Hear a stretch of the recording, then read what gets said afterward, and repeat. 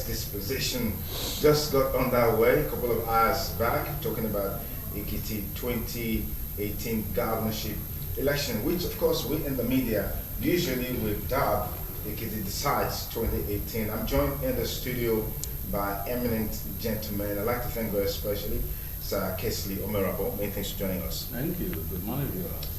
I also have joining us on the program Barrister Sarah Osenge. Many thanks for joining us. Thank you. Good morning, viewers and listeners on radio. Obviously, the youngest of them all, Ubedi Fabi Sibo. Many thanks for joining us as well. Thank you, sir.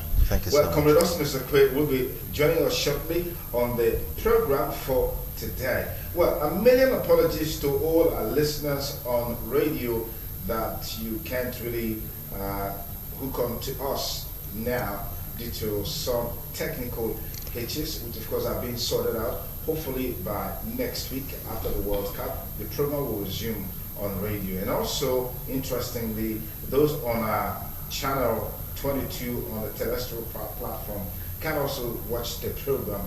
We apologize sincerely, but hopefully by next week, the program will be on a full swing on all our platforms, and then you can be part of the show. So you can watch us live on satellite for now, channel 107 on GoTV and channel 130 on Star Times. We're also streaming live on our website www.itvradioNigeria.com. Let's speed up the program gradually, beginning with some of the issues that dominated national discourse in the last couple of days leading to this weekend. Of course, we'll begin with the factionalization of the ruling party. We saw the emergence of our APC, as it were. We talked about that, and then before the dust generated by that could settle, we saw the alliances between the APC, the PDP, and several other political parties. That has also attracted a lot of reactions and counter-reactions across the polity. And then, in the build-up to the Ekiti State governorship election, we've seen all the dramas, we've heard all the accusations and counter-accusations, and the tongues have been wagging about the number of policemen or security agencies deployed for that election. And the argument has been, if we have this number of men, and yet we're having security challenges in the northeast, north central, and several parts of the country. Anyway, that's a matter that our panelists will look into. But let me thank the erudite Comrade Austin Osakwe. He's just joining us on the program. Comrade, many thanks for coming. I greet you, sir. Good morning, viewers. Okay, now we've gotten the key issues trending right now, beginning with the coalition. I've asked this question in several of our current affairs program. I'm also going to ask you guys, and because I've not heard your perspectives on it, which is, what prospect is there in the new coalition that has emerged? We've heard people saying this is not what we want, something fresh, because this coalition is the same people over and over again who wants to decide the fate of future generations. Let me begin with you, Barrister Omerabo. Thank you. You see, every event is an event with fundamental cause. Something led to that. It is a signal, it's a message of the incumbent government that people are dissatisfied. When people begin to group, your own now begin to form factions and join people. Remember, that was the fall of PDP. When the 5 governors shifted their ground and formed the APC, which is supposed then to be a conglomerate of all radicals, all are Democrats, though they are still different as now you can see. The purpose we can't call them radical. I'm sure maybe they prefer to call them progressives. Let's put it that way. Yeah. So now what I'm trying to say now is that if people are beginning to say that no, we must remove this government. Remember, Marcus Aurelius said that if an empire does not collapse like a human being, it won't break from it. It is when members of that empire begin to disbelieve you, they no longer believe that empire. One by one, they pull out like a stick of the broom, and the broom ends. And that's what we are now. The government of the country, the government which I belong, is unfortunate that I feel so dissatisfied. I don't even know how to go into it. I'm an APC man. But APC has become a name that causes malaria. I don't even know what to do anymore. Where do I go? Just hold on a moment. Be a bit cautious with your words. I mean, we know what causes malaria is plasmodium. That's what causes malaria. Friend, so when you now say APC causes malaria, that is just way out of it. So please stay on course. Stay on course. Yeah. What I was trying to say in effect is that sometimes in Warri Banner they will say, "Oh boy, why don't we pass without?" So this one now worries me more than malaria. So the effect is that there is bad leadership. There are killings every day. Killing upon killing and nobody says something. If it is true what I hear, that the governor was slapped by a policeman, paid by taxpayers' money, the end of democracy has come. We must all bring our hands together now and do something. Okay, let me warn us. Let's all of us here fail to make use of the second experiment. We may never need democracy again. Let me push you there, Barrister Serenge. Yeah. What is the prospects of this new alliance that we've been hearing has finally materialized? What's the prospect as far as 2019 is concerned? Yeah, such alliance is very good for democracy. Because democracy is about the meeting of people. And these people mobilizing as opposition against the government of the day has always been the hallmark of democracy all over the world. We cannot afford to have a one-party state in a diverse nation such as Nigeria. And don't also forget that for the past 3 or 4 years, we have had a lot of challenges as a nation. The challenge of Boko Haram masquerading as herdsmen and engaging in killing of Nigerians and ethnic cleansing. These are very serious issues that will make our serious-minded people to meet and articulate on how to redeem the nation. It is very important. But however, the point we are making here is this. All should play by the rules. All should play by the rules. Okay. All right, but you want to build on that? Thank you again for the question, and I appreciate the thoughts shared already. It's a fact that the coalition of the opposition parties is in line with the wishes and the aspiration of Nigerians. There's been a general view that there's been a total catastrophic failure of leadership in the country today, and it has spread to all aspects of governance. Was seen unprecedented. That's subjective, you know that. No, it's a general view. No, it's shared subjective. By what you say is subjective. Yeah. It's your view. Yeah, it's my view. It is my view, and it's also the view of a lot of people I converse with. Okay. We've heard people talk on the station, on the TV. We hear people talk every day in the markets. We hear bus drivers talking. Nigerians are disillusioned. Nigerians are miffed at the level of decay of governance. We see and we read and we hear of killings on a daily basis. And now we're wondering, is there really a government? And so for sane-minded people to come together, irrespective of the political differences, to say, it's time we need to rescue this country, it's time we need to put a check to what's going on and save Nigerians. I think that's a noble cause. I think we should applaud it just as Nigerians celebrate it. And I'm hopeful that the purpose and the vision and goal of that group will come to fruition in due time. All right, Comrade Austin Asakwe, I know that in one of the programs you had here, it should be on Politics Today, you had prophesied, I don't know when your ordination took place, but looks like that prophecy of movement, coalition, alliances that you talked about was going to happen heralding the 2019 election is coming to fruition. Yes. But my question remains, what is the prospect of these alliances against the background that the same people who did some of these things yesteryears are still the ones leading this coalition? Or is there more to it than meets the eye? Well, we should look at prospects at 2 levels. First, prospect as to whether they have the capacity to remove the government that is currently in power. So if you ask that in the first instance, I said they have the capacity. History has a way of repeating itself. Once upon a time, we had CPC, ACN, ANPP, and some other group of ABGA coming together to remove the government that was in power. I think no weapon, no arms, no ammunition can withstand the strength of an idea whose time has come. And I think by and large, across the length and breadth of this country, The idea that we need a change at the highest level of governance in this country has come.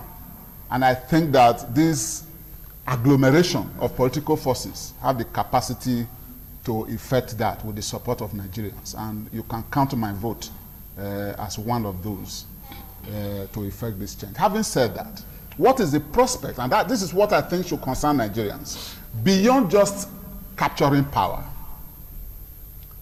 what is the capacity of this group to ensure that, having come to power, we do not enter into another maze of confusion like we have now? For instance, can this group show to Nigerians that Nigerians can now sleep with their two eyes closed instead of one being closed and one open the way it is now?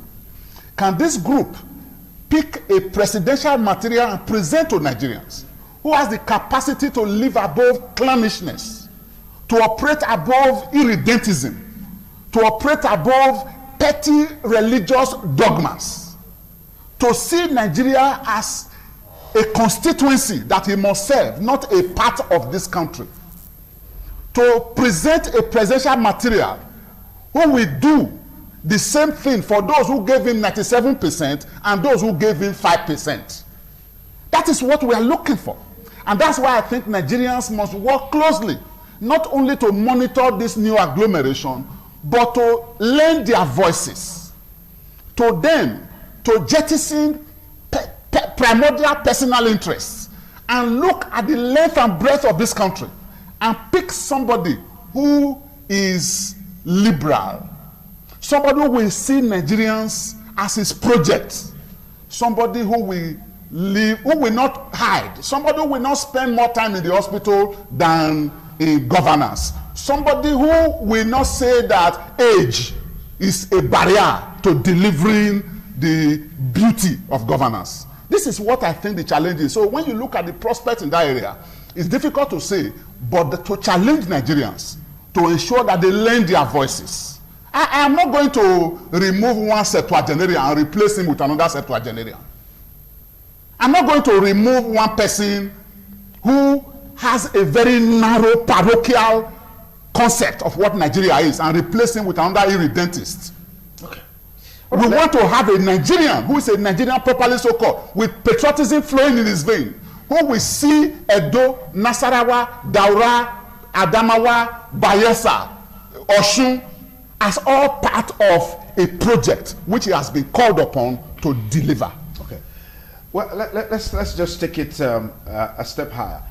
A new leadership is on board the ruling party. I've heard some of the comments, warnings, and directives that have been issued out either to ministers or to other leaders on the wave that is blowing through the party to direct the course of the party. Is this something that can really stir the ship of the party and governance to bring a fillip to whatever has been achieved so far, or will it make things worse for the party and the government of the day? By Stamara. Thank you. I do not, first of all, agree with that concept that new leadership of the night. There's only one person has just come on board. Thank you, sir. And he has always been there. He has always had the capacity to do what he would have done. So his being there is even an aberration. And look at that opportunity he's giving. He forgot that it's a party is ruling and not the government. Who is a party chairman to direct minister and give them the mantle? What's the president doing? Is the president so weak? It must not come from him. Which constitution empower the party chairman to come and direct, give that to sitting ministers? I don't know. I would determine why dog in this country, honestly. When I read it, I said, well, it's my brother. Let me keep quiet. Let someone else say. Otherwise, he hasn't got that capacity. We have always agreed that there's a failure. Now he has acknowledged that the failure, which is I have never been there. Now that there's a failure, couldn't he have advised his president? Because the government, the president subordinate to the party, so to say, in parentheses, then he could have advised the president, issue this person query, call it to order. Not you now assuming the gap of the president of the country. There's a problem there. And we know, with all due respect to him, we know his antecedent. If we allow him, it will look like a dog that no longer hear the whistle. So it is time now to call the tail immediately. Because he's not our president. Nobody let him to rule this country. Therefore, we must not direct our minister. Okay. Mr. Sharon, I'm sorry, you want to add something to that? Yeah, it's very clear. You cannot fault what Brother Moirabo has said. There's a wall of difference between the party and the government of the day. Very big difference. I think the problem we have in Nigeria today goes to the desk of President Muhammadu Buhari, who has not been able to deliver on his promises and to meet his constitutional mandate of protecting lives. Why don't you just say some of his promises? Yeah, I think that would be... That is my opinion. I'm giving my opinion. You can have opinion. I was just saying that. Just try to look for one. I was just saying that. Yeah, he didn't say so. I was just saying that the basic constitutional mandate of the president and the government of the day is to protect lives and properties of all Nigerians everywhere, and even visitors, in Nigeria. But on daily basis, hundreds of people, they are being killed. And the president is still saying that the security chiefs are brainstorming. It's taking them 3 years to brainstorm, and his mandate will expire by May 29 next year. They are still brainstorming. When are they going to fulfill the constitutional mandate to protect lives and properties of all Nigerians? But if you have a president complemented with an aggressive party leadership, that should be able to stem the tide. I mean, I agree with you. I agree with you. But the problem there is, we all know Shomole is a mobilizer. He's aggressive. He's passionate. But with the president, take his advice. Because like Omoirabo said, his role is advisory. And he cannot impose his advice on the president. Will the president implement? So, it's not that Oyegun failed or the party failed. But the problem is that the man at the end of affairs has not performed. Okay. But if I know Well, what you've heard is a reflection of the thoughts of Nigerians. It is the fact that the APC today, as presently constituted, is an epitome of failure of leadership. And no matter what you do to a failed system that has a failed foundation, it will never excel. So changing the leadership of the party to even what many people term as an unstable character is not going to solve the problem. We've seen that in just a few weeks, the party has been factionalized, where you have major party members serving at the highest level of the country, defecting or creating a faction, where we have sitting governors willing to lead. It shows a decay in government. And we cannot absolve the president of this failure. If anyone should take the blame, he is number one. There has been an unprecedented, unexampled, unequaled failure that we have never seen since I was born. I don't know what has happened before.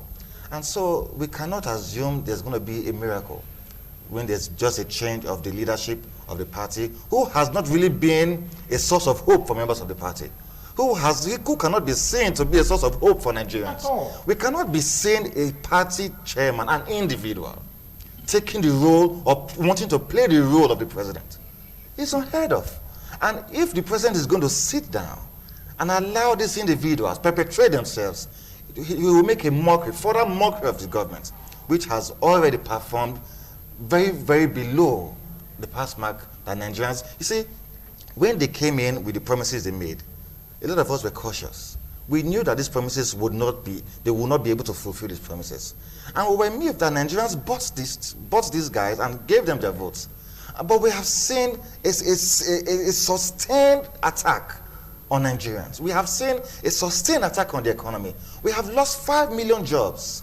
We have had over 2 trillion naira divested from the stock market and take it to Kenya. We have seen Nigerians die on a daily basis. And the amazing part of it, just like he said, the president came up to tell us that the security chiefs are brainstorming, that they're taxing their brain. So when I read it, I laughed. I laughed in tears because I am seeing my generation witness the greatest failure of leadership ever. And it's going to affect us more and the generation after us. Because we were thinking that with the chained mantra these guys came with, they were going to give us some hope. That yes, our fathers may not have done very well, but this is the last chance we're going to give them. But amazingly, they have taken us 20 years behind. Okay, let me pause you there, because I know that there are several people who will disagree with you on some of the statistics and the statement that you just made in terms of assessing where we are with this government in terms of achievement. But that's a matter for another day. Comrade Austin Osakwe, yeah, let me bring you on, but because I also know that on this plank of our discussion, we've also talked about the leadership of the ruling party, where some have said, well, in the past, the leadership that was in place was not complementing the executive, because the party is supreme, or is supposed to be supreme in terms of direction, in terms of guidance. But I thought that with this sort of energetic leadership that has come on board, all of that will come to play. And with comments made, I heard someone say yesterday that that is what you need. That there are some boards that they've expired. You need to reconstitute them to give party members a sense of belonging in the polity, to know that, okay, this party is for us, this government is for us, but nothing seems to be going on in terms of addressing all of those issues. I'll tell you this. In the build-up to Adams Oshomole becoming the chairman of the APC at the national level, it was clear that the leadership of the party knew what they wanted in Oshomole. They wanted what he was capable of giving. And that is what I think he's trying to give. But unfortunately, I sympathize with him. It is easier to wake up somebody who is sleeping than to wake up the one who is pretending to be sleeping. When we say only that the government has failed, the leader has failed, doesn't know what to do, I'll tell you, I have a wider impression. I think that these guys know the right thing to do. I think there is an agenda that Nigerians may not have been let into. And that's my fear. That's why I think that there is no alternative to removing failure. You don't promote failure. You don't massage failure. You don't embroider failure and try to paint it as something that can be corrected, that can be remedied.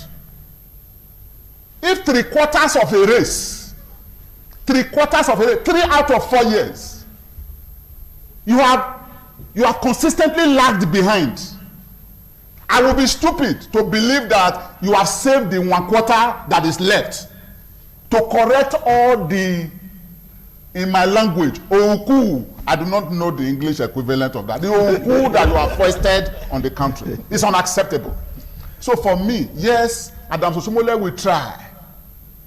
He will try to mobilize. He will try to fight. Somebody used the word aggressive. Yeah. He will try to reach where others have not reached. But the truth of the matter is that the reality in Nigerian politics is that the party is in the pocket of the chief executive. Yes. And it is particularly worse for this chief executive because he has a kitchen cabinet. And that kitchen cabinet has demonstrated over time that their agenda is different from the declared party agenda. Adams Oshomole will be like somebody fighting against a stone. And I hope in his own interest doesn't get injured and bruised. Okay, thank you very much. If you just join us, it's Politics Today on Independent Television. Benin, we thank you again for staying with us on the program. Shortly, we'll open our studio line so you can also call and be part of the discussion. 052-290-573. But before we get to that point, let's keep you up to speed with the Ekiti State Governorship election. Of course, we hear that accreditation started at about 8 o'clock this morning. Accreditation and voting actually started at about 8 o'clock this morning. So far, so good. We haven't heard anything untoward. I don't know what my panelists here have heard about the election, but earlier today, I spoke with a citizen journalist in Ekiti State by name Toshin. I took that interview on a telephone. We'll play that back and just give you, which will give you an insight into what's happening in Ekiti State. But just to say that on course, we'll look at the background to the election for today. The rallies, the counter rallies, and then of course the drama which played out with the state governor alleging to be to have been beaten by security agents, and then he had something strapped around his neck in his interview with a very shrouded voice, and all of that, happened. But just to let you know that in the election, you have about 35 candidates or so, and some analysts have said is a two-horse race between the ruling party, the PDP, and of course the leading oppositional party in that state, the APC. You also have the mega party of Nigeria. You also have the Labour Party. You have the ADP, and I think one other party or so who are also leading in terms of their acceptability in their respective areas where they have dominance. How that will play out today, only time will tell. But let's just hear Tosin, a citizen journalist from Ekiti State, and then we'll be back to talk more on the election, which some have said is a test case on what 2019 will look like. I really don't know how far that is true, but let's take a listen. Well, I have joining us on the program Politics Today from Ekiti State, covering the Ekiti State governorship election, Tosin, who is a citizen journalist. Tosin, good morning and thank you for joining us on the program. Yeah, good morning. Good morning. Okay, so tell us, what's the situation in Ekiti right now, particularly the areas that you're monitoring and you're covering? Okay, at this morning, the Ekiti State is peaceful. At this morning, the election is, accreditation and voting exercise commenced few minutes past 8. At that time, we saw INEC officials, moving down to their various polling units to set up. Presently, I'm covering Oye local government, where the candidates of the All Progressive Congress, in person of Dr. John Kayode-Fayemi, will be voting. So on our way, we saw security officials, mounting strategic locations as people trooped out hemati, to cast their votes. Okay, that's interesting. I like the word that you use, that people trooped out honestly, which means sorry. The Kayode-Fayemi is around now. Sorry, okay. I'll have to, yeah. All right. Thank you, Tosin. Thank you, Tosin. Yes, that's Tosin, who is a citizen journalist. He had actually told me. Okay, Tosin, a citizen journalist covering the Ekiti State governorship election. We had to cut off that conversation because at the time I was speaking with him on telephone, the APC candidate just arrived and he needed to follow up on his voting and all of that. But we hope that in the course of the program we can get him to talk to him. But gentlemen, the build up to the Ekiti State governorship election has been very interesting, or was very interesting, because the election has already started. But I just want us to look at what is the uniqueness about this state, the election? What makes it so cantankerous with all the issues, all the reactions and counter? Let me start with you, Comrade Austin Osakwe.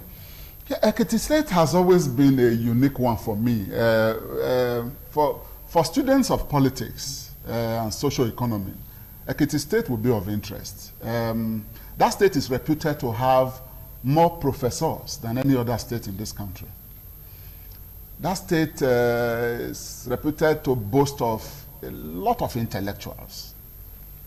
Conversely, you also have a situation where the not very endowed intellectually appear to have held sway for some time. In the build-up to this election, 3 things have made it very interesting. Number one is that you had a former governor who lost to the incumbent governor, appointed minister, serving for 3 years and opting to come back to the state to contest for that same office. That's one. The second is that you have a sitting governor who, contrary to the practice that we have come to see in this country, stood by his deputy governor to succeed him as governor of the state. That translates to people seeing this election as one in which Fayose is still contesting. And it is not surprising that in all of this build-up, all of this drama, the name of the person contesting on the platform of the PDP is hardly known. It's almost lost to people, especially outside the state. The third is that from the body language of the presidency against the opinion some of us have that this government is drowning at the highest level, there appears to be a resolve on the part of the federal government to use Ekiti to show to Nigerians that that government and that party is still around. So a lot of resources has come in from the center into the state, leading to the drama that we have observed in the past 1 week, with the collar around the neck of Fayose, with tear gas being openly discharged in front of government house by policemen who are paid with the taxpayers' money. Then you have situations where very freely people are tear gassed. There are reports of deputy governorship candidates in one party being whisked away and his whereabouts unknown and all of that.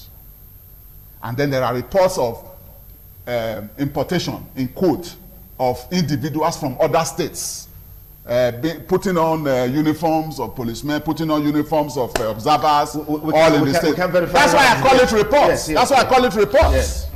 All of these are in the public space. Yeah. The totality of all these is that Ekiti election is like a presidential election. Everybody, and then don't forget the marches across the country. The PDP marching to the Senate and the INEC office, PDP marching in Edo, marching in some other states. And then, of course, you also have non-politicians also lending their voices to condemning what has been happening. For me, beyond the PDP and the APC, beyond the Ekiti election, this is an opportunity for Nigerians, the academia, civil society, industry, Nigerians, to come together to ask the question, do we want to keep running politics this way? At the end of it all, how many billions will have gone into the Ekiti election alone? How many billions do we need to fix power in this country? How many billions do we need to rehabilitate hospitals across the country? How many billions do we need to implement a new minimum wage for this country? How many billions do we need to build refineries so that oil price can crash in this country? How many billions do we need to fix education, to pay bursary, to award scholarships? How many billions do we need to do the Benin, Lokoja, Abuja road? These are the critical questions. These are the questions. So if we are putting so much billions, in fact, somebody was asking me why we need to do election if it is going to be like this. Why do we need these elections? Is this politics the way it's being practiced? Is it benefiting Nigerians? These are critical questions that are a natural fallout of what's happening in Ekiti. And let me tell you, sir, Ekiti is just the beginning. If you have a desperate clique of power mongers who want to remain in power by all means, this will persist. That's what you're saying. There is nothing they won't do. Okay, let me. So we are moving from Ekiti to Osun and so on. Yeah. More of this drama will play out. But and I think to a large extent, we probably will need to also just do a wait and see game and see how the election. No, sir. Before we can jump into. No, sir. We did wait and see with this government in power. Okay, let me put it. If at the time they were spending 6 months in hospital, we are cried out. Let me we won't be here. The wait and see won't work, sir. I'd like to get your perspectives on the election itself. Because so far, I heard Tosin saying that the electorates are trooping out en masse, yes, to participate in the election. That for me is something cheering, in the sense that despite all that we heard in the build up to the election with the security issues and all of that, they want to take their destiny in their hands. I'm sure you can build on that. Well, the fact is that these are perilous times in our country today. Whether we like it or not, from what we've seen, our democracy is under threat. Whether we agree or not, we can see that there's a desperate attempt to manipulate the electoral process. And why did I say that? Many people have expressed. You'll be jumping into conclusion. No. There's a reason. The election has not. There's a reason. The result hasn't come out. So far, we don't have any feedback from there to say that either there are. When I said, that the money tells the night. No, I said the electoral process, not the elections. Okay. the electoral process is already compromised. Where we see a situation where an elected governor of a state appears or cries out of being manhandled by security officers. It's a shame on us as a country. We saw elections being conducted in the past administration where opposition parties freely participated and won elections. Why do Nigerians feel that that will not be the same case under this government? I mean, we saw the ACN or the APC win elections in Osun State. We saw APGA win in Anambra State. We saw APC win in Edo State in the past government. But today, Nigerians appear hopeless that there's some progress we've made democratically. And I share that same view too. The people of Ekiti State, I empathize with them. They have gone through a whole lot. Seeing their governor cry on national TV, seeing themselves being harassed and tear gassed while they went for rallies, seeing themselves being made mockery of by wanting to bribe them with money to steal their votes. They've actually gone through a lot.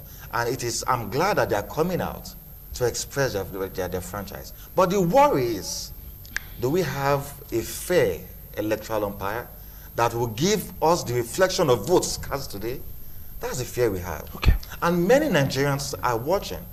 And I can conclude on behalf of my friends that I speak with that we do not have hope in the present electoral umpire to give the Ekiti people the actual result of the votes that will be cast today because of the antecedents. That also will be presumptuous, but if I know you see. So let's keep our fingers crossed and see how the election turns out. Now, talk about the security deployment for this election has also raised a couple of dust. I remember the DIG in charge of operations from the first headquarters said the reason they had to disperse the crowd was to avoid a breakdown of security, a breakdown of law and order in that state. So I don't know if you can build on that, Barrister Osaro. Yes, thank you very much. First of all, I want to disagree with the views earlier canvassed. You see, when it comes to election, we should remove sentiment. We should remove sentiment because if you look at PDP and APC, it's difficult to spot the difference. What is happening in Ekiti now is what happens in Nigeria election. We Nigerians, the electors, the politicians, it's our practice. That when election is coming, they overheat the polity and they create tension. So that takes me to your question. The Inspector General of Police deploying about 30,000 policemen is in order. I'm a student of history. If you remember 4 years ago when Fayose defeated Dr. Fayemi, President Goodluck Jonathan deployed soldiers to Ekiti. You both should not forget. Governors like Oshomole, they were disallowed from entering Ekiti. A day to the election. Excuse me, sir. You were talking and listening. They were disallowed from entering Ekiti. So the Inspector General of Police today deploying massive policemen is to ensure protection of lives and property. And it's also to ensure free and fair election, because if you want to have free and fair election, security is key. Without security, you can never have a free and fair election. So whoever wins today is going to win in a very secure atmosphere. And you will not complain that, oh, there was a massive rigging, there was violence. There will be no violence because he has ensured that security is taken care of. And if you don't want to rig election, you ought not to be afraid of tight security. Okay. This security is not to intimidate any person. It's to secure the state. And even people from neighboring states like Edo, Ondo, and all other states, they should not go in. They should secure Ekiti State so that we trust the people of Ekiti State. Because like my brother rightly said, they are well educated. Ekiti State boasts of the highest number of professors and well-educated people and learned people in Nigeria. They know what to do. Okay. They will, excuse me, sir, they will vote the candidate of their choice. We should remove the Fayose sentiment. Fayose is not in the race. He's not contesting. Like somebody rightly said, we can hardly know the name of the PDP candidate. Don't forget, 4 years ago, Fayose defeated Dr. Fayemi, Afemi conceded, unprecedented in the history of Nigeria. He conceded defeat. But today the man has come back and is running. Then why should Fauci be whipping up sentiment? He's not in the race. Okay. You're not in Ekiti, so I don't think it would be fair to say he's whipping up. He's not a contestant. Yes, yeah, but he's not a candidate. But his party is contesting. He's not a candidate. His party is contesting. He's not allowing us see. He's not allowing us see the PDP candidate. He's not contesting that group. He is the governor of the state, supposedly the chief security officer of the state. Anyway, I just wanted. He should secure the state. I just wanted you to digest not to that. cause tension. But the case, yeah, security and the Ekiti election. Honestly, I beg to totally disagree with my learned and respected friend. You see, you do not say why should the father talk when the house is burning. Look, we had a president here. When my colleague, my co-contestant of Baseki was contesting, nobody knew his name. Nobody saw his picture. It was money that campaigned everywhere. And when where is this my candidate? That's the president. He was there. He didn't say it that time. It's not far as I said that thing. When contesting election, when we're not here, then we must call a spade in this country must be better. Now we are deploying 30,000 policemen. That's the only one you have on record. What the one have already there. To do what? Are we animals? Must we flog us all know what to do? Do we need policemen around before we can cast our vote? You are intimidating those people. You are intimidating the average man. Because even if you still believe it or not, I go to his village. If 2 policemen are standing there, nobody will go to farm that. Nobody will. It is true that the private policemen are intimidation on top of when it's coming for our election. And you know that we have had record where policemen they let on print. Where policemen said carry ballot and vote for the person they have been asked to come and where the DIG was talking over the assault on fire science, did you think that in the Nigerian police?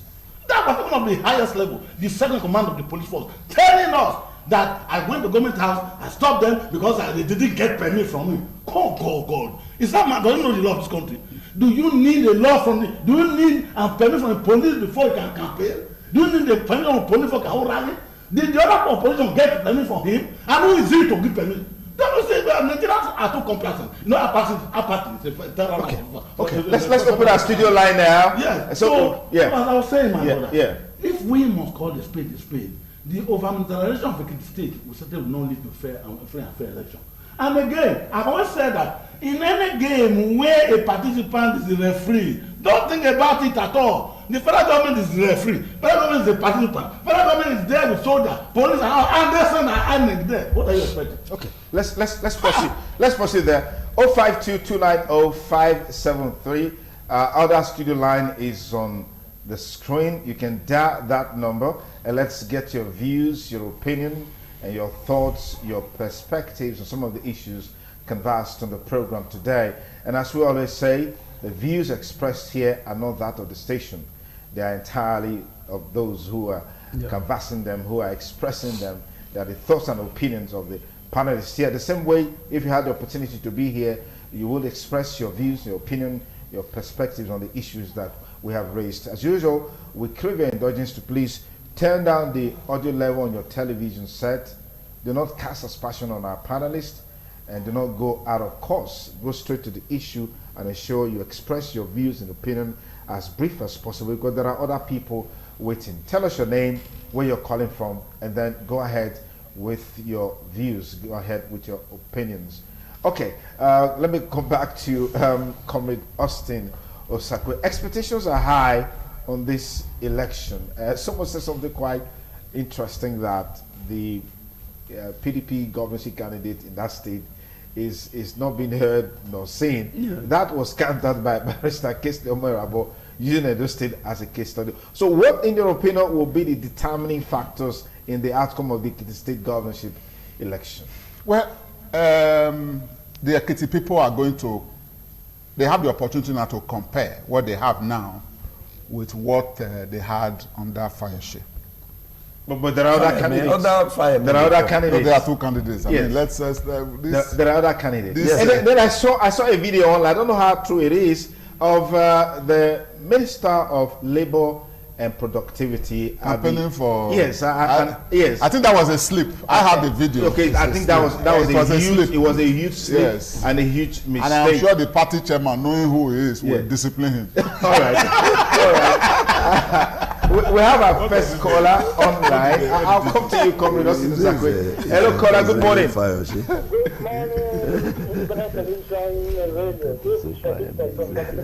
Bishop, thank you so much for joining us on the program Politics Today. It's a pleasure. Okay. Let me just quickly end my discussion on this Ekiti gubernatorial election. Okay. As far as I'm concerned, it is an active step to the INEC and the federal government.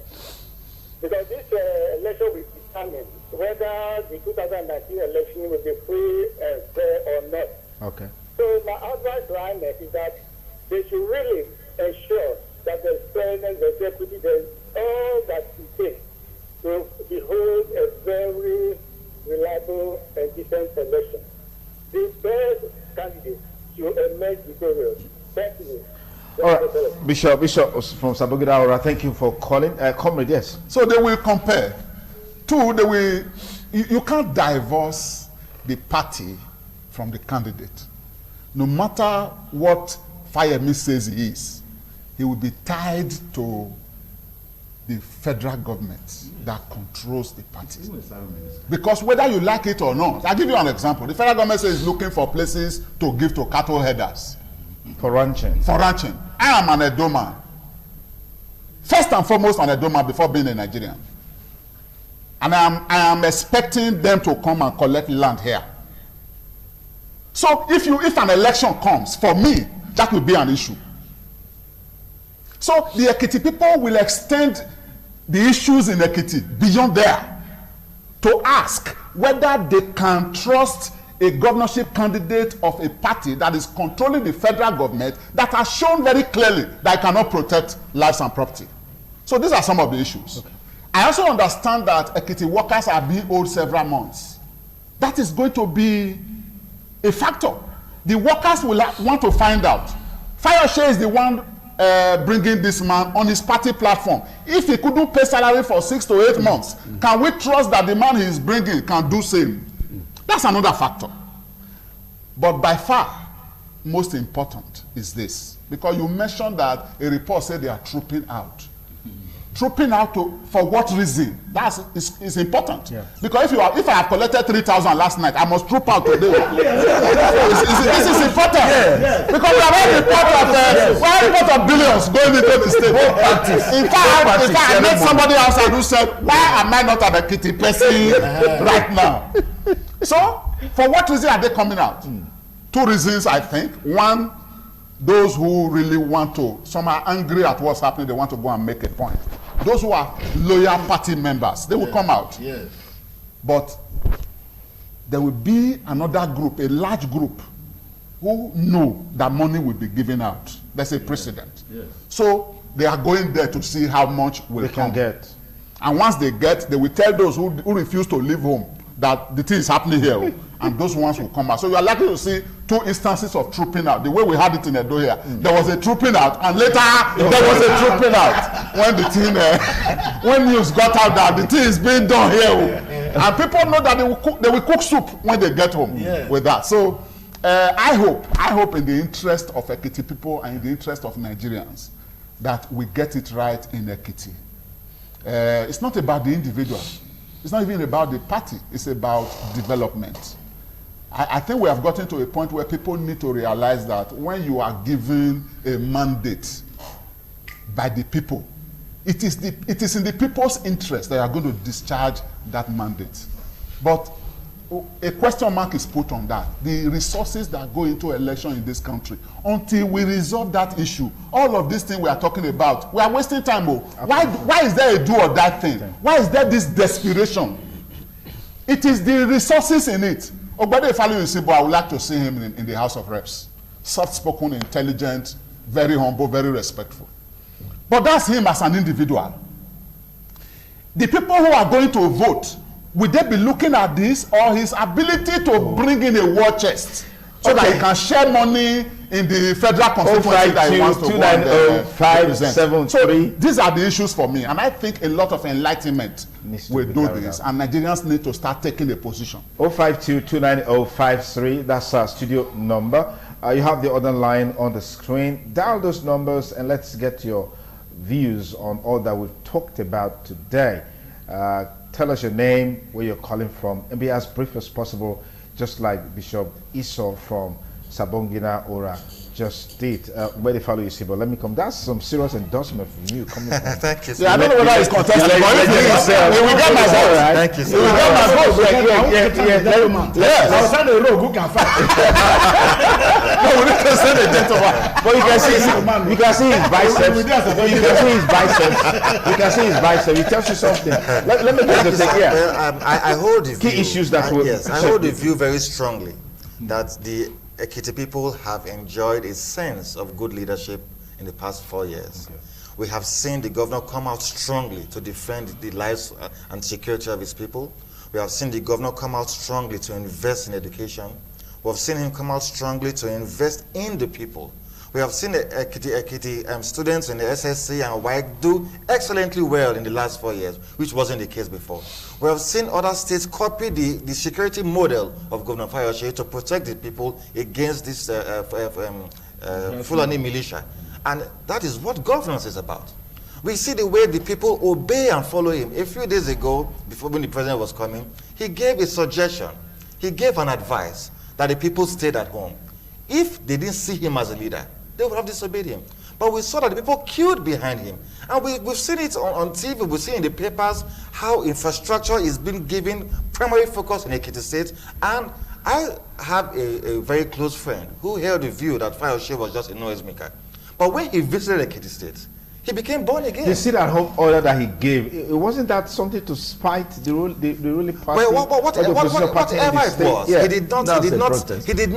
did not force them to sit at home. Okay. It was an advice and a suggestion, and it's politics.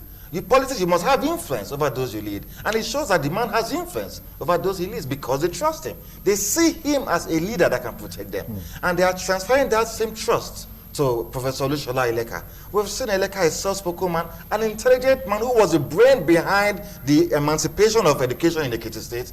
And the Ekiti people are saying that, yes, we want to keep up with the reputation we have. We want to keep up with good governance. We want to keep up with the protection of our lives and properties. And the governor has severally explained his inability, just like it is in many APC states and also some PDP states, to pay salaries. And we saw how he was able to collaborate with other governors to get some funds to pay these workers, and to a very large extent, the Ekiti people are happy. And there will be a reflection of this happiness in their votes. But again, our fear is, would the votes of the Ekiti people be given and be announced as a reflection of their votes? Okay. Do we have hope in the electoral umpire? Okay, we have our next caller. Good morning, and tell us your name and where you're calling from. Hello, caller. Good morning. Good morning. I'm coming from Italy. You're calling from Italy. Thank you for joining us live on the program. Yes. Go ahead. You see what happened. I want just to make a contribution in the program. You see what happened in the state I was watching. That it was very bad, and that it cannot happen in any Europe country. It cannot happen in any Western world. If they are doing elections in this country in Europe, and we don't even know, to just go to a commune. What we call a commune here is like Oredo. If they don't do election in any primary school, you go there and cast your vote and go home. You won't pick any policemen there. I don't know why Nigeria is very different. Yeah? The way people is looking at Nigeria is the world, Nigeria is coming. I don't know what's going to call that country. It's very bad. Okay, thank you. Yeah. Yes, go on, please. And the thing Edo State people is doing is very bad. How can a group of people go to the state to go and consider nuisance? It's very bad. We have to stop all those things. People are watching all over the world. It's not an election. It's not an election. It's like a riot. It's like a chaos. This did not happen in any European world. It don't happen in America, in Europe. It don't happen. If they are doing election in any part of Europe, you don't even know. We don't even know. You will go to, you want to vote, you go to commune. Komune is like Oredo. You go and vote and cast your vote and go home. You will not see any cure. You Okay. don't even know that. You don't even know why Nigeria is always different. Yeah, we're still learning. I'm sure we'll get there someday. Okay, look, let me just inform you on what happened. If I'm not mistaken, yesterday in Benjo, when a state governor come to Benjo in the town meeting, is that how they do a town meeting? You are coming to Benjo, you come and be hiding things? No, we have to be scared. People want Nigeria to grow more better. All right, thank you. I'm not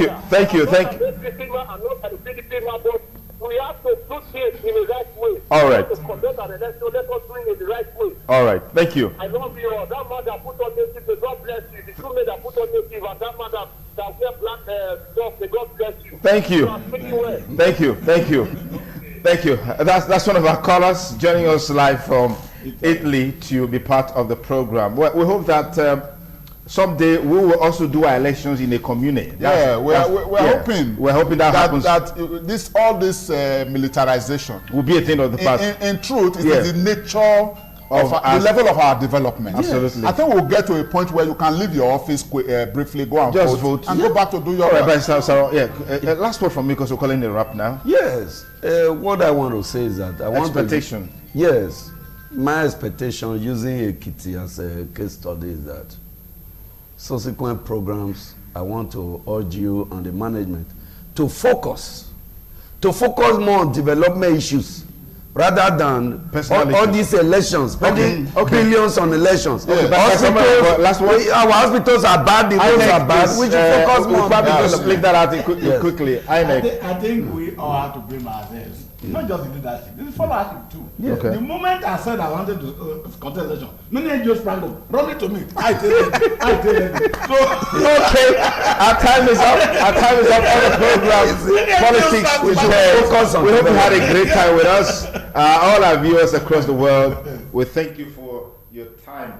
I'm sure that I heard the results of the Ekiti election will be transferred electronically. I don't know how true that is. But that means the process of collation and announcing the result will be faster. But some have also expressed some misgivings about that. But in the days to come, in the hours to come, there will be more that will be at the front burner as it relates to the conduct and the outcome of the Ekiti State Governorship election. For now, we'll keep our fingers crossed and wish the people of Ekiti State the best in the 2018 governorship election. Big thanks, gentlemen, for coming on the program. That's it on the program for today and for this week. Be sure to join us next week, Saturday. Till then, stay blessed.